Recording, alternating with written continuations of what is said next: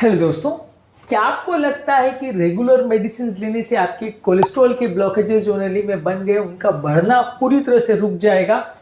क्या दवाइयाँ, परहेज या सारी थेरेपी लेने के बाद आपके नलियों का ब्लॉकेजेस पूरी तरह से रोका जा सकता है, उनका बढ़ना, बिगड़ना और हार्ट अटैक आने को रोका जा सकता है? आज जानने का प्रयास करेंगे कि इस मामले में क्या सच्चाई है और साइंटिफिक डेटा क्या कहता है।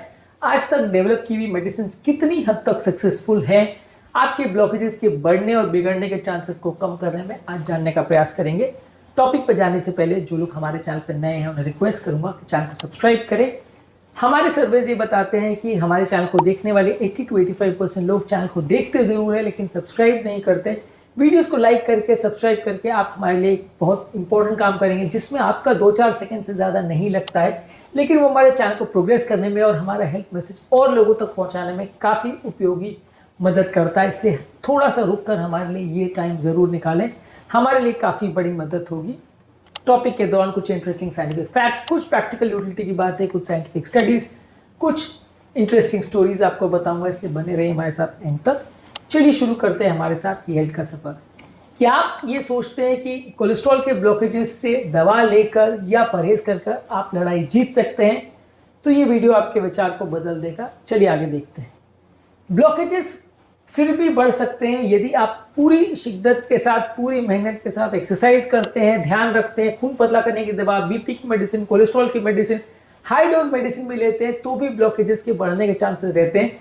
ये दवाइयाँ ब्लॉकेजेस के बढ़ने के चांसेस को कुछ हद तक कम कर सकती हैं, प्लाक्स को स्टेबलाइज कर सकती है, हार्ट अटैक के चांसेस को कुछ हद तक कम कर सकती है, लेकिन ब्लॉकेजेस के बढ़ने को पूरी तरह से नहीं रोका जा सकता। उनमें हार्ट अटैक के चांसेस को पूरी तरह से नहीं रोका जा सकता। आप कितना भी परहेज कर लीजिए, कितना भी ध्यान रख लीजिए, हार्ट अटैक के रिस्क को सिग्निफिकेंटली कम करने में एंजियोप्लास्टी या बाईपास यही टेक्निक्स है जो फाइनली बहुत अच्छे रिजल्ट्स आपको दे पाती है।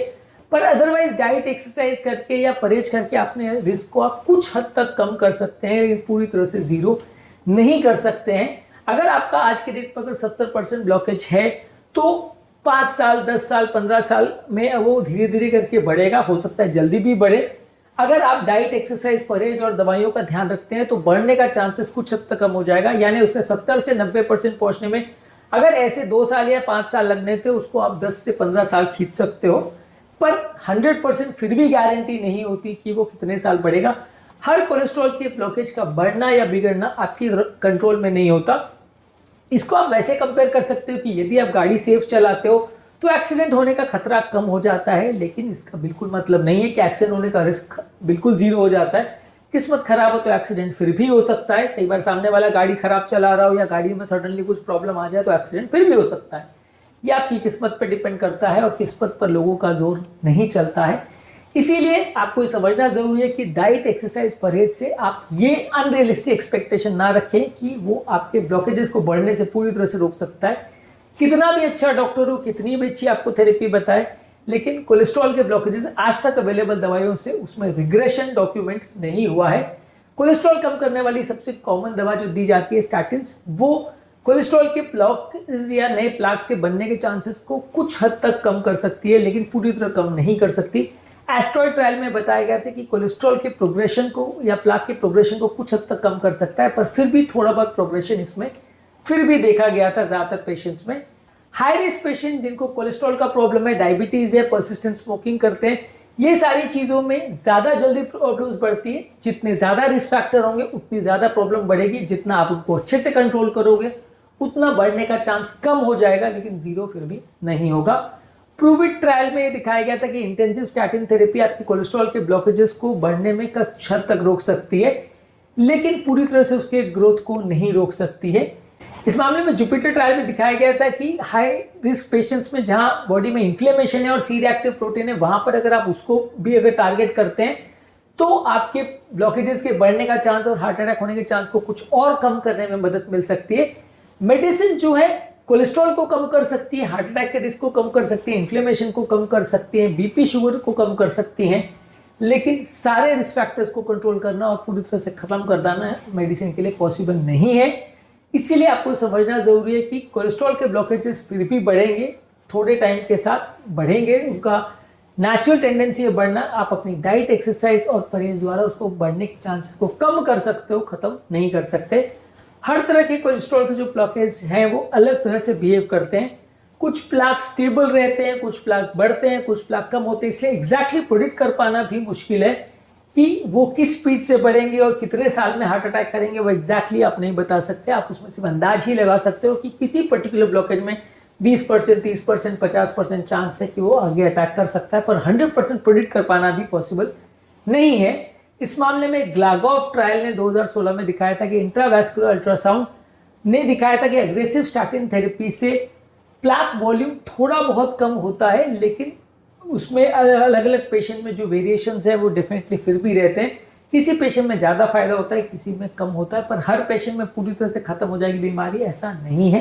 ऐसा भी हो सकता है कि किसी पेशेंट में एक पर्टिकुलर ब्लॉकेज कम हो जाए या कुछ हद तक स्टेबल रहे, दूसरा बढ़ जाए, ऐसा भी हो सकता है। कोई नया ब्लॉकेज भी डेवलप हो सकता है, ये भी काफ़ी केस में पॉसिबल है। तो इसलिए ये बिल्कुल मत सोचिएगा कि आप प्रॉपर थेरेपी ले रहे हो और सब चीज़ों का ध्यान रख रहे हो तो नए ब्लॉकेज बढ़ने को पूरी तरह से आप रोक पाओगे। कुछ केसेस में वो फिर भी बढ़ता है, हर केस में नहीं बढ़ेगा। आपको अपनी सावधानी और अपना चीज़ों का ध्यान रखना ज़रूरी है।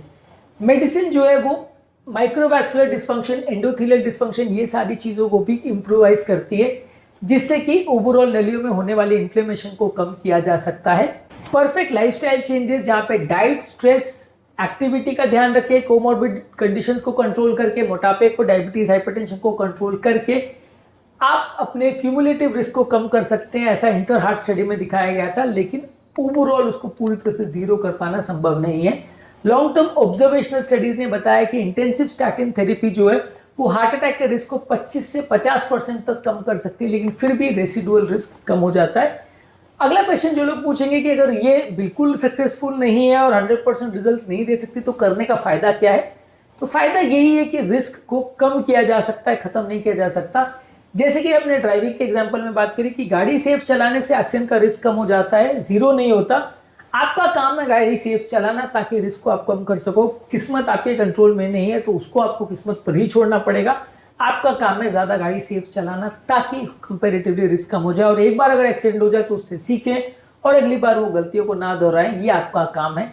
लेकिन पूरी तरह से उसको रिवर्स कर देना या कभी प्रॉब्लम ना हो, ये आपके कंट्रोल में नहीं है। नई इमेजिंग मोडालिटीज जैसे आईवेस और ओसीटी ने ये दिखाया है कि अलग अलग केस में कोलेस्ट्रॉल के ब्लॉकेजेस का बढ़ने के chances case to case vary करते हैं। इवन ऑप्टिमल थेरेपी के बाद भी केस टू केस में सिग्निफिकेंट वेरिएशन हो सकता है।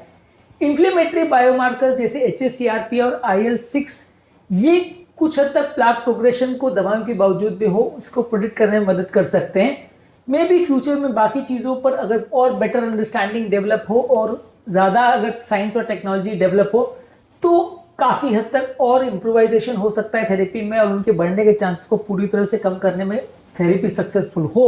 लेकिन एज ऑफ नाउ 2025 में जब मैं ये वीडियो बना रहा हूँ तो आज की डेट में कोई भी सिग्निफिकेंट ऐसी थेरेपी नहीं है जो श्योर शॉट आपको रिजल्ट्स इसमें दे पाए। आपको कोशिश ये करनी है कि आप कोई भी रिस्क फैक्टर को छोड़ ना दे, सब पर मेहनत करते रहे ताकि प्रॉब्लम्स के बढ़ने का चांस को कम कर सके, लेकिन पूरी तरह से खत्म कर पाएंगे ऐसा ज़्यादा संभव नहीं हो पाता है। इस मामले में हमारा फाइनल वर्डिक्ट ये है कि मेडिसिन आपके कोलेस्ट्रॉल ब्लॉकेजेस के बढ़ने के चांसेस को कम कर सकती है, हार्ट अटैक के रिस्क को कम कर सकती है। रेगुलर मॉनिटरिंग और फॉलोअप जरूरी है, रेसिडुअल रिस्क का असेसमेंट जरूरी है। ये सारी चीज़ें करने से दोबारा या बार बार प्रॉब्लम्स होने के चांस को कम किया जा सकता है। आज के टॉपिक में हमने बात करी कि क्या डाइट और एक्सरसाइज के बावजूद भी कोलेस्ट्रॉल के ब्लॉकेजेस बढ़ सकते हैं। जवाब है हाँ, और केस टू केस में वेरी करता है कि वो कितने बढ़ेंगे, कितनी स्पीड से बढ़ेंगे। इसे पूरी तरह से प्रेडिक्ट कर पाना ज़्यादातर केस में संभव नहीं हो पाता। उम्मीद करूंगा कि आज के टॉपिक में कुछ नया जानने को मिला होगा। हमारे चैनल के नए व्यूअर से रिक्वेस्ट करूंगा कि हमारे चैनल को सब्सक्राइब करें। हमारे सर्वेज बताते हैं कि हमारे चैनल को देखने वाले 80 से 85% लोग देखते जरूर है वीडियोस को, लेकिन चैनल को सब्सक्राइब नहीं करते। यदि आप थोड़ा सा समय निकाल के चैनल को सब्सक्राइब करेंगे, वीडियोस को लाइक करेंगे तो ये कंटेंट और ज़्यादा लोगों तक पहुँच पाएगा और यूट्यूब को रियलाइज़ होगा कि कंटेंट आपके लिए यूजफुल है, ज़्यादा लोगों की मदद हो पाएगी। इसलिए थोड़ा समय निकाल के हमारी मदद ज़रूर करें। उम्मीद करूंगा कि आज के टॉपिक में आपको कुछ ज़रूर मदद मिली होगी। आपके कमेंट से हमें जानने में मदद करते हैं कि आपको कंटेंट कैसा लग रहा है, प्लस हमारे लिए मोटिवेशन और इंस्पिरेशन का भी काम करते हैं। इसलिए कमेंट्स करते रहिए, वीडियोस को देखते रहिए और हेल्थ के सफर में हमारे साथ आगे बढ़ते रहिए।